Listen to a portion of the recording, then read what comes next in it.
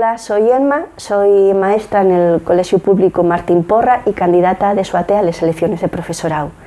Para SOATEA siempre fue muy importante defender las condiciones laborales del profesorado de infantil y de primaria. No se trata solamente de reivindicar que se cumplen los acuerdos de plantillas que traerían muchos docentes a los centros, sino también de exigir una disminución del horario lectivo, una disminución de las horas de docencia directa en el aula. ¿Por qué? No solamente porque nos permitiría tener tiempos para poder coordinarnos y sacar adelante proyectos y sacar adelante actividades, tampoco solamente para poder llevar los grupos de formación sin desear la vida en el intento.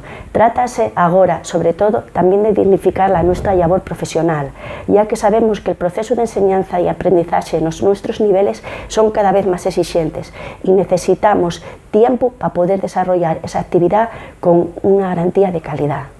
En SOATEA somos un sindicato que se nos reconoce la trayectoria de lucha y de reivindicación, no solamente de declaraciones y de palabras. Danos tu voto para poder seguir teniendo fuerza.